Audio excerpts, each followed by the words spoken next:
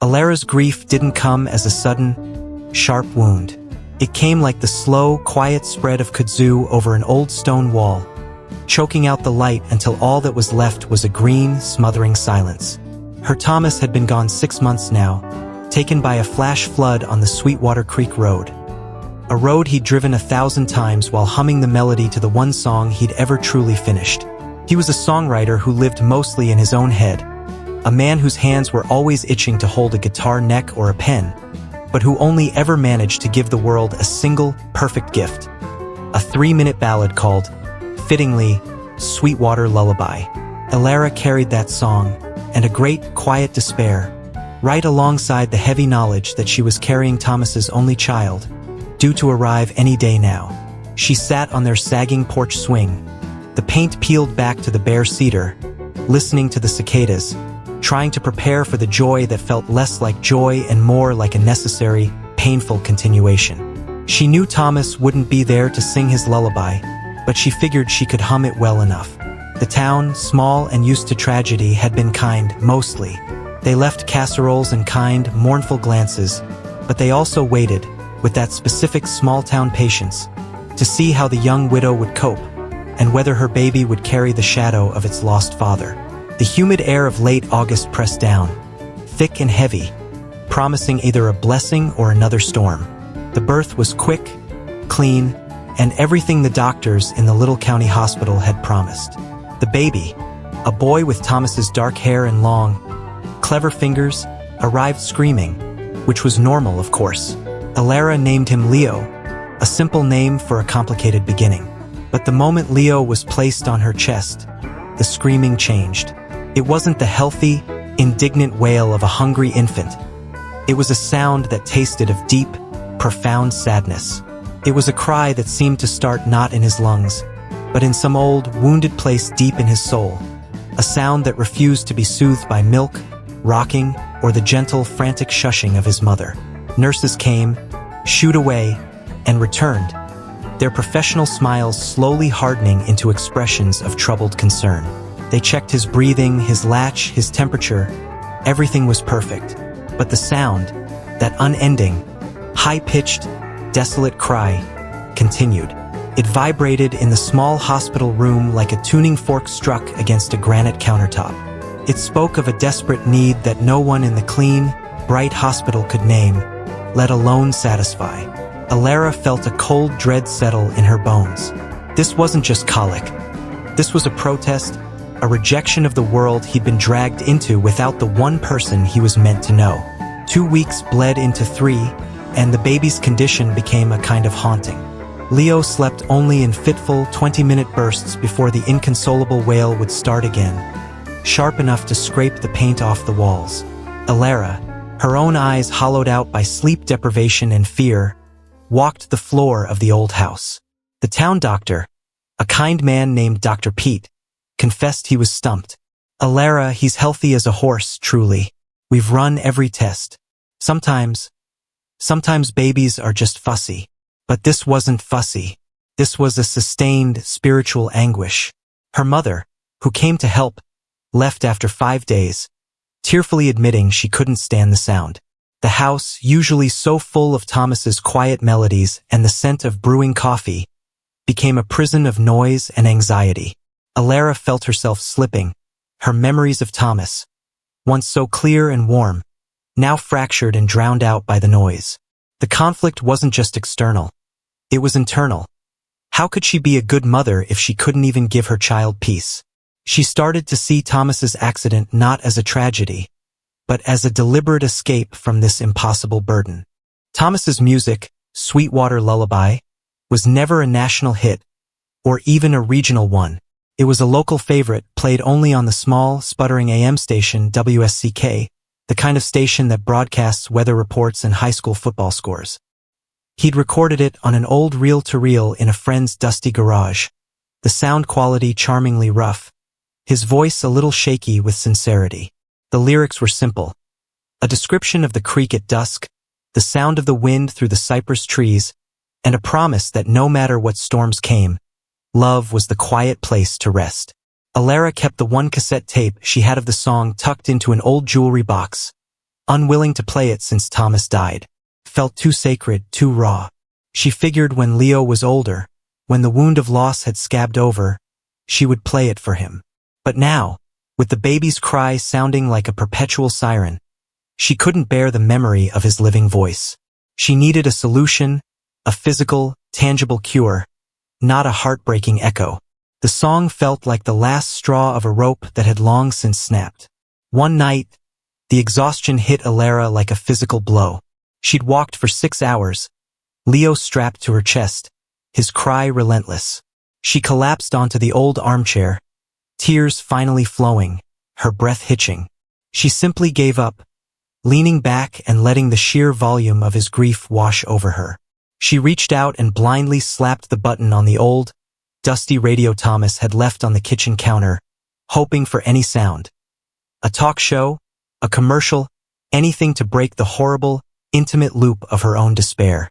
The radio sputtered to life, first a burst of sharp static, then a preacher giving a sermon, then more static, and then, as if a hand had reached from the ether and tuned it precisely, the familiar, slightly wavering chords of Thomas's guitar filled the room.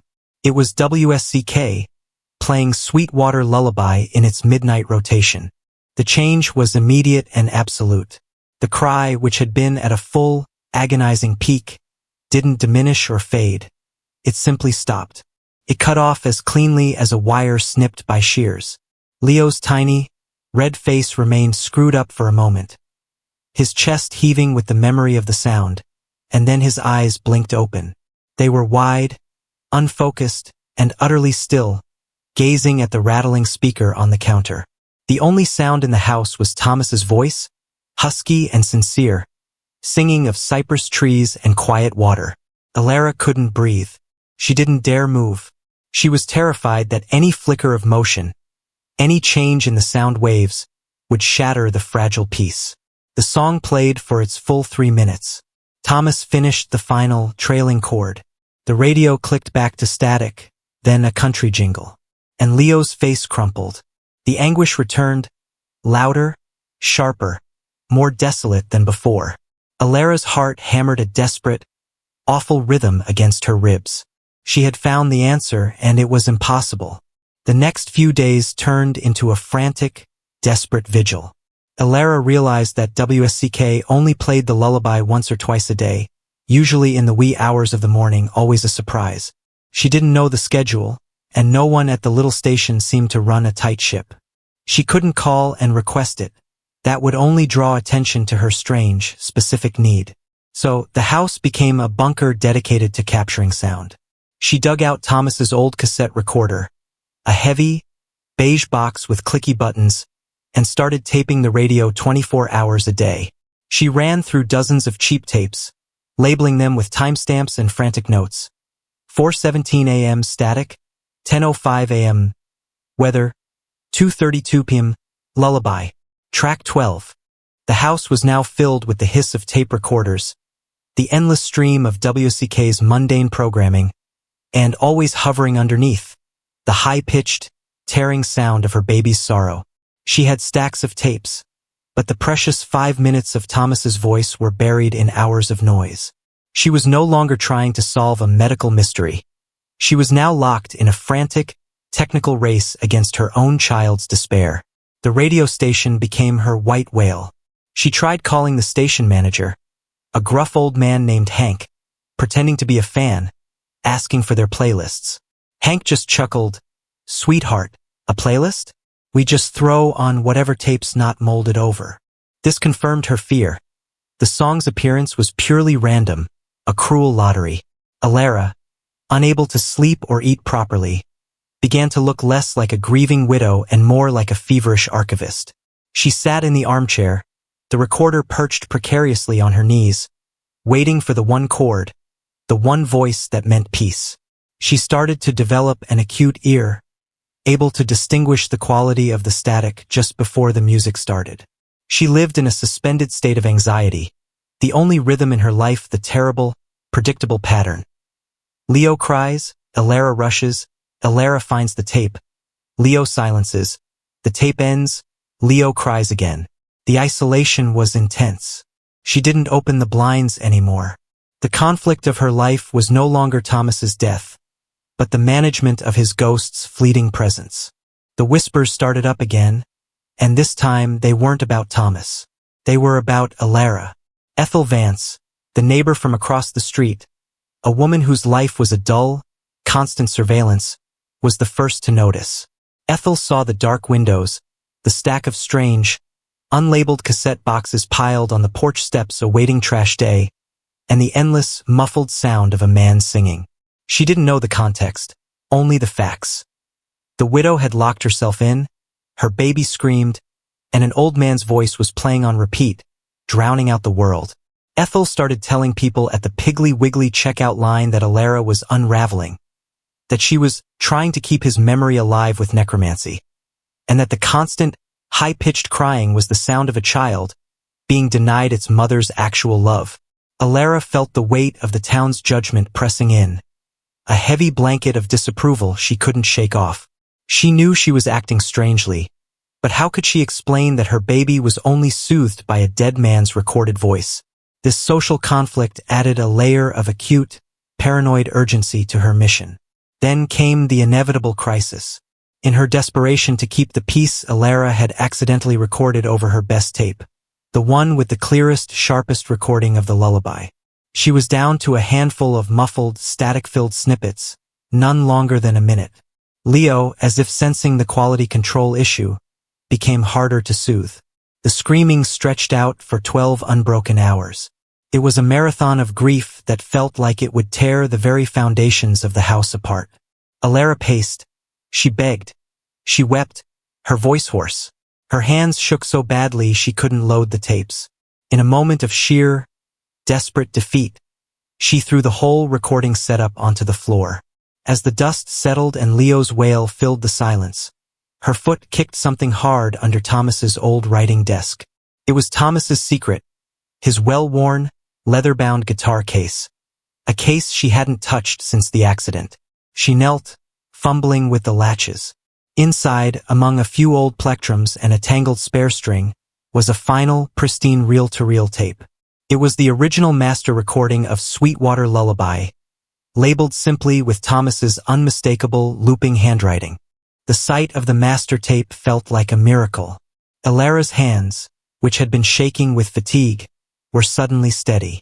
She managed to find Thomas's ancient reel-to-reel player, stored away in the attic, and brought it downstairs, connecting the giant, clunky machine to the best speakers she could find. She threaded the tape carefully, her heart pounding a heavy drumbeat. When she pressed play, the difference was astounding. There was no static, no hiss from the radio, only the pure, clean sound of Thomas's voice, raw and alive, singing directly to her. Leo stopped crying instantly, sinking into a deep, silent peace. But this time, with the superior sound quality, Elara noticed something else, something terrifying and strange.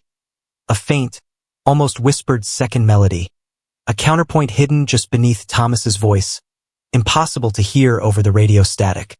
It was soft, like someone humming just out of tune, and it sent a chill that had nothing to do with the air conditioning down her spine. The lullaby wasn't just his song. It was a duet she'd never heard before. The discovery of the whispered melody became her new obsession. It wasn't just background noise. It was structured, repetitive, and deeply melancholic. It sounded like an echo of an even older song. Elara played the tape again and again while Leo slept, her ear pressed close to the speaker, trying to distinguish the words, the notes, the rhythm. She suspected Thomas had woven in a memory, a second part to the promise, that he had never intended to be heard. The quality of her piece now rested on a deeper, more troubling question. What was Thomas hiding in his song? And why was Leo's soul reacting to a secret he hadn't even been alive to know? The conflict shifted from, how do I stop him from crying? To, what is the true nature of the promise in this song? She felt a sudden, sharp jealousy. Was this second melody the remnant of a past love? The possibility was a new, cold kind of grief worse than the finality of death. Elara knew the answer wouldn't be found in the yellow pages or a Google search. Down in Sweetwater Creek, some knowledge resides not in books, but in the memory of the living. She drove across town to the rickety, 300-year-old home of Mrs. Maeve, the oldest woman in the county, who had seen everything, from floods to feuds, from the quiet disappearances of young men to the strange, inexplicable returns. Maeve, a tiny woman with eyes like polished stones, sat on her porch swing, chewing tobacco and listening patiently as Elara laid out the impossible truth. The crying, the song, the whisper. Maeve didn't scoff. She just nodded slowly, looking out at the murky river winding behind her house. That creek? Maeve finally rasped, her voice dry as dead leaves. It don't just take things, Elara. It holds them. Your Thomas was a man of deep currents and deeper promises. If a baby only quiets for a song, it's not the singer he's listening to. It's the unsaid word that lives in the air after the song is over. You gotta find what your Thomas left unfinished, child. That creek. She knows everything. Maeve's words, the unsaid word, burrowed into Elara's mind. It wasn't a random hum. It was a deliberate, layered element. Elara spent a sleepless night trying to pluck the second tune out, humming it into her phone to capture the notes. It sounded like a fragment of an old nursery rhyme, something familiar from childhood but impossible to place. Her mind raced with possible connections. A childhood friend, a forgotten relative, a secret habit. The suspicion that Thomas had an affair settled over her like a dark cloud, poisoning her remaining happy memories. She felt compelled to dig into his past, a past she thought she knew completely. The emotional conflict was devastating. Was the price of Leo's silence the discovery that her whole marriage was built on a partial truth? She felt like an archaeologist digging up a beautiful vase, only to find a snake coiled inside. In a moment of clarity, Elara remembered Dale, Thomas's best friend from his early 20s, his bandmate, a bassist who had moved to Nashville years ago to chase a bigger dream. Dale knew everything about Thomas's music, especially the early, raw phase when Thomas was still figuring out his voice. Elara called him, her voice trembling as she described the impossible situation. Dale listened, his own silence on the line lasting a small eternity. He finally admitted with a heavy sigh, "Yeah, that melody, he was working on it. He called it the river's echo. He said it was the one thing that kept him honest. He was terrified of it, said it was too real, like recording a confession. He never put it on the album because he said he hadn't earned the right to sing it yet." Dale promised to send Thomas's old lyric journal, a threadbare notebook Thomas kept only for his most private work. The call confirmed Elara's fears. The song held a secret, a profound promise, one that Thomas had died before he could fulfill. When the journal arrived, shipped overnight from Nashville, Elara handled it like it was a sacred, dangerous relic. The pages were dog-eared, stained with coffee rings and rain, filled with Thomas's erratic, beautiful script. She flipped past dozens of half-finished love songs and cynical blues lyrics until she found the section labeled Sweetwater Lullaby, Final Verse. The handwriting here was different, frantic, nearly illegible, as if scribbled in the dark with a terrible urgency. The words spoke not of cypress trees or twilight, but of a deep, ancient guilt and a promise to remember a fallen friend, a boy swallowed by the depths, and how Thomas had been too slow to pull him back. This was the confession Dale mentioned. The whispered melody was woven in the margin, with a note, Silas's song. Elara finally understood. The lullaby was not for her or even for Leo. It was a memorial, a burden of survival that Thomas carried. And Leo, the newborn, was refusing to accept the world until his father's burden was lifted. The realization brought a strange, cold peace, but also a new, awful urgency. Elara had been playing the master tape almost nonstop. The delicate magnetic ribbon of the reel-to-reel was beginning to stretch and degrade. The sound was losing its clean edge, becoming wobbly, warbling, and thin. Leo, the sensitive soul, noticed instantly. He would be still for a moment, then his chin would quiver, and a small, whimpering protest would start, even with Thomas's voice playing. He needed the perfect, whole sound, the sound of his father's true heart, and the tape was dying. Elara was terrified. She was running out of time, and she now knew that the solution wasn't just playing the song, but completing it, fulfilling the promise that Thomas had written in the final, unrecorded verse. The ghost wasn't just the voice. It was the unfinished business hanging in the humid air of Sweetwater. With the journal open to the final verse, Elara went back to Mrs. Maeve, skipping the pleasantries. "The accident," Elara whispered, the question a dry, painful knot in her throat. "Tell me about the accident." He was driving on the creek road, but he knew that road. Why was he there, at midnight, in a storm? Maeve didn't hesitate. She knew the whole story, the way old women in small towns always do. He wasn't running from the storm, child. He was running to it. He called Hank at WSCK that night, told him he was driving to the old Sweetwater pier, the one they shut down 30 years ago. He said he was going to finish the song right where it started. He was heading to the water, Elara. He wanted to sing that last verse out loud, right where his friend Silas had drowned, as a final confession and release. He hit the curve on the creek road, and the water took him before he could get there. The pieces clicked into place. Thomas hadn't died accidentally. He died on a sacred quest to fulfill his deepest promise. The conflict was now clear. Elara had to complete the pilgrimage for him. The old Sweetwater pier was a forgotten landmark, half-rotted, hidden behind a thicket of kudzu and overgrown cypress trees. It stood over the deepest, murkiest part of the creek, the part where the water moved so slow it looked like thick, dark syrup. Elara drove there at dusk, the ancient reel-to-reel player and the dying master tape carefully wrapped in a blanket in the passenger seat. Leo was wailing in his car seat, the sound echoing her rising fear. The pier was marked by a rusty chain-link fence and a faded, peeling keep-out sign. She pulled on the lock, an old iron padlock, but it was surprisingly easy to open. Tucked away under a loose slat of wood, Thomas had hidden the key. A simple, tarnished brass key she recognized from his old keyring. He had meant to be here. He had planned to make this pilgrimage. The sheer presence of his intent, his final, desperate goal, made the humid air heavy, thick with unresolved emotion. Elara, with the screaming baby in the back, felt an almost spiritual pull toward the dark, hungry water. The pier stretched out 50 yards over the black water, groaning and creaking under Elara's weight. The air smelled of mud, mildew, and an indescribable sweetness from the decaying vegetation. It was an intimidating, lonely place. The wind whispered through the slats, sounding exactly like the second melody from the song.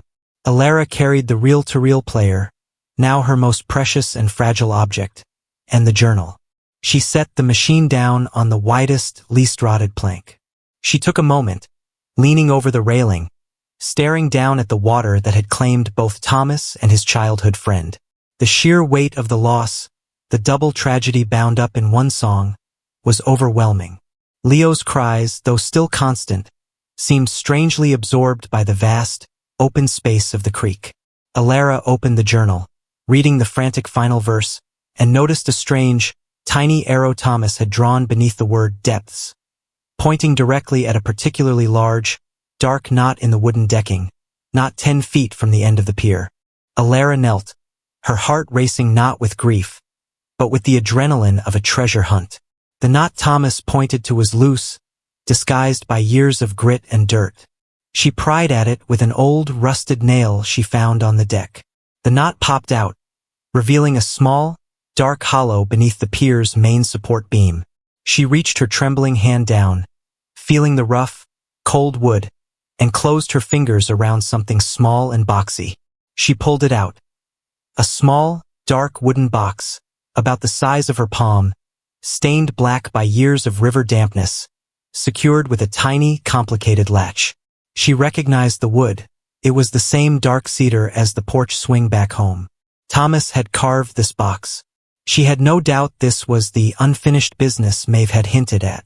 The baby screamed, the sound echoing back from the cypress trees on the far bank, urging her on. She didn't have to break the box. The latch was not locked, merely fastened. She lifted the lid. Inside, resting on a bed of dry moss Thomas must have put there years ago, was a single object. A simple, tarnished silver locket. It was cheap, heavy, and unremarkable, the kind of locket a boy might win at a carnival years ago. It held no photograph. Instead, it was engraved on the front with two rough, intertwined initials. T and S. Elara stared at it, the single teardrop that finally escaped her eye landing on the cool, damp metal. T for Thomas. S for Silas. This was not a locket of romance, but of blood guilt and boyhood devotion. The realization struck her with the force of a tidal wave. Thomas wasn't hiding a new love from her. He was hiding a wound he could never heal, a promise to a dead boy he'd carried with him for decades. The lullaby wasn't a love song, but a prayer of remembrance for his fallen friend. The emotional revelation was staggering. Elara had been so consumed by the fear of betrayal, the typical human fear of another woman, that she had completely missed the more profound truth. Thomas's first, most sacred bond was with the boy he couldn't save. The locket was the physical manifestation of his sorrow. She understood now why Leo, the innocent soul freshly emerged from the ether, was inconsolable. Leo wasn't just missing his father's voice. He was reacting to the profound, resonant, unfulfilled nature of his father's promise. He was the purest spiritual barometer, feeling the uncompleted equation that Thomas had left hanging over the Sweetwater. Elara carefully opened the locket. Inside, there was nothing but the bare metal, but the absence felt louder than any photograph. This wasn't a secret of passion. It was a secret of salvation, and Thomas had died on the verge of finally giving Silas peace. Elara knew she needed to fully understand Silas's connection to the music. She drove back to Mrs. Maeve's house, not caring that it was nearly midnight. Maeve, still on the porch swing, simply gestured for Elara to sit. Silas? Maeve began, her voice soft now. He was Thomas's shadow. They were inseparable. The year before Silas drowned, his mama taught him a little nursery rhyme, a silly one about a little water beetle. Silas sang it all the time. That was his song. When Thomas wrote his lullaby, he couldn't get Silas's tune out of his head. He tried to weave it in, a secret note only Silas would hear, a way of keeping him alive. That whispered melody, child, that's the water beetle song. Leo is hearing Silas through Thomas. He's telling you the debt hasn't been paid. The pieces finally, agonizingly fitted together. The lullaby was a tombstone, and Leo was its distraught gravedigger, refusing to rest until the stone was properly laid. The next few hours were the hardest Elara had faced. Leo's condition rapidly worsened. Back at the house, his cries turned shallow and ragged, punctuated by sharp, hiccuping gasps that tore at Elara's heart. He wasn't just crying. He was exhausting his body past the point of recovery. Dr. Pete called, urging her to bring him to the emergency room, suspecting a respiratory issue brought on by the sustained distress. Elara looked at the reel-to-reel player. The master tape was visibly warped, the sound now a sickening, distant moan. Thomas's voice drowning in the hiss of its own mechanical death. The only cure, the only link to the unsaid word, was now a useless, degraded relic. Elara knew the hospital would only treat the physical symptoms, the dehydration, the exhaustion. They couldn't treat the spiritual ailment. She looked down at the locket in her palm. The time for waiting was over. She had to fulfill the promise herself, on the dark, whispering pier, or lose her child to a ghost's unfinished business. The decision was made with a sudden, icy clarity. She had everything she needed, the location, the pier, the ritual, the final verse, and the offering, the locket. But she had no voice. Her throat was raw from shushing and crying. She grabbed a small, modern digital recorder Thomas had used for voice notes and her keys. She didn't call anyone. She didn't leave a note. She wrapped Leo tightly in his softest flannel blanket, ignoring the feverish heat radiating from his small body. The drive back to the pier was a white-knuckle blur of fear and determination. Leo's cries sounded like tiny, desperate flares shooting up into the oppressive darkness of the night. Elara kept murmuring the words of the final verse. Thomas's last, feverish words, over and over, trying to prepare her throat for the impossible act of singing. The wind off the Sweetwater Creek was colder now, almost demanding. Elara carefully positioned the digital recorder near the edge of the pier, pointed toward the water.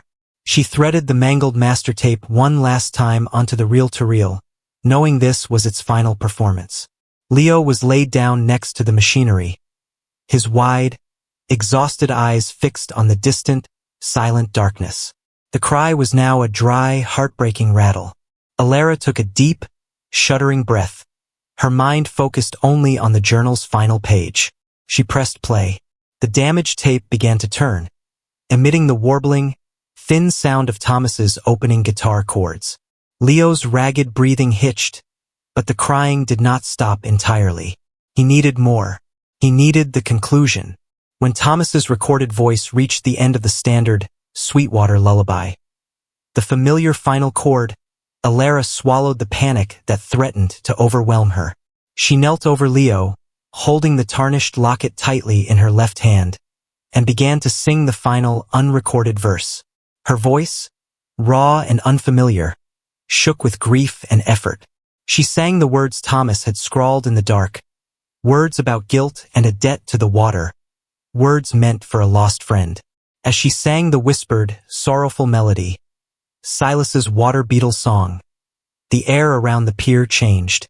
A distinct, cold wind whipped up from the dark water, not shaking the pier, but touching it, caressing it. For the first time since the hospital, Leo was utterly silent. His eyes closed, his face perfectly still, a single tear tracking down his cheek. Elara continued to sing, her voice gaining a strange, fierce strength as she performed the final necessary act of absolution.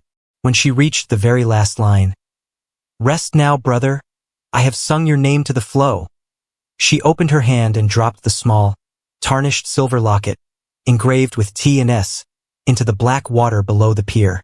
There was no splash, only a quiet plunk as the metal object hit the heavy, thick water. It was a final, complete offering, promise paid in full. The reel-to-reel tape, having delivered its last sound, spun off the spool and fluttered silently to the deck. Elara watched the spot where the locket disappeared, her heart aching with a profound, terrifying emptiness.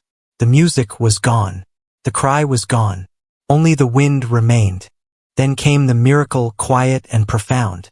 Just as the locket found the creek bed, the old, cheap digital voice recorder, which Elara had forgotten was set to record, suddenly began to play. It wasn't the mangled tape. It was Thomas's voice, crisp, clear, and vibrant, singing the opening chords of the Sweetwater Lullaby. But this time it was different. The song didn't stop after the familiar third verse. It continued, flowing seamlessly into the verse Elara had just sung. Only this time Thomas's voice was strong, full of an aching peace, and the faint, whispered melody of the river's echo was perfectly woven into the background. Not a hidden hum, but a finished, harmonious counterpoint. The song was whole. Thomas, in that final, strange moment, had finished the song himself, and the recording was captured by the modern technology Elara had forgotten was running. The one-time, perfect performance, recorded by a ghost, for a baby. The song played for its full, glorious length, the completed 7-minute version of the lullaby. Elara didn't move. She couldn't. She just knelt there, weeping not from grief, but from an overwhelming, exhausted, impossible relief.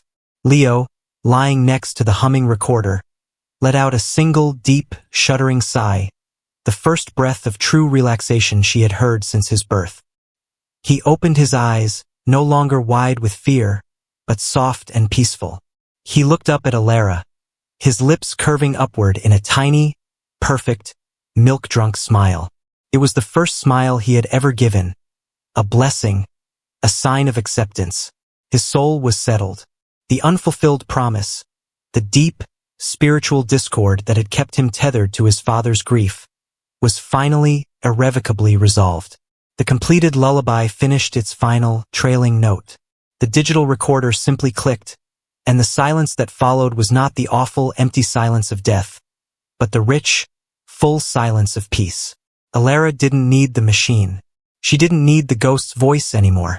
She picked up Leo, holding him close, feeling the light, even weight of his small, now relaxed body against her chest. She rocked him gently, walking slowly down the creaking pier. She wasn't fleeing. She was simply leaving. Leo slept a deep, dreamless sleep, the first of his life. She walked back through the kudzu, leaving the old reel-to-reel, the journal, and the recorder behind. They were merely tools used for a ceremony now complete. The town murmurs, the fearful glances, and the gossiping of Ethel Vance. None of it mattered anymore. Elara had faced the ghost and brought her baby home. The next morning, Elara awoke to sunlight streaming through the windows and an impossible silence. Leo was still asleep in the crib, breathing softly and deeply. The house felt light, scrubbed clean by the night's spiritual storm. She packed up the remaining tapes and Thomas's old equipment and dropped it all off at Hank's office at WSCK, telling him simply, "These are Thomas's.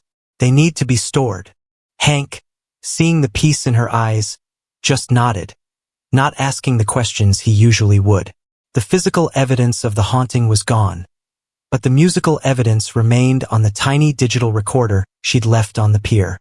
Elara spent the next week simply existing, learning what it meant to live with a baby who was content. The small act of dropping the locket had not only quieted Leo but had also quieted the profound, anxious part of Elara's own soul. She realized that Thomas's unfulfilled promise had been just as much a burden on her marriage, a hidden current that made his devotion feel always just a little distant. Now, with the truth revealed, their love felt deeper, more complicated, and more real.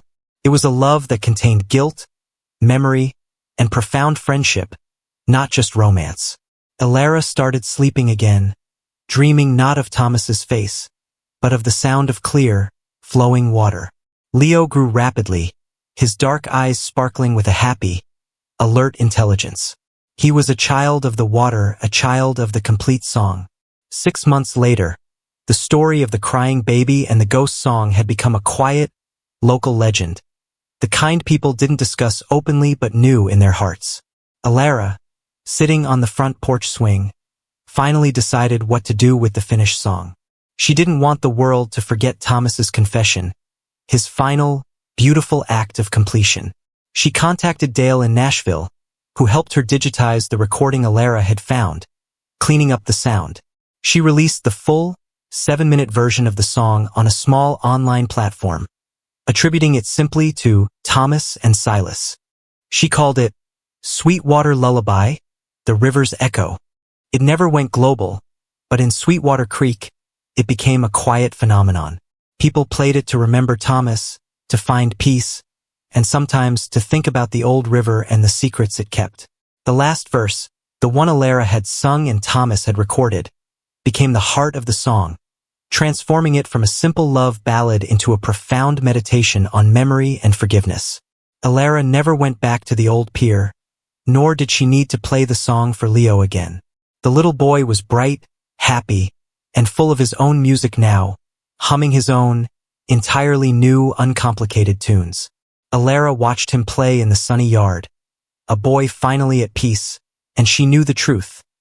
Thomas's love hadn't been a lie. It was just a larger, more beautiful, and far more tragic truth than she had ever understood.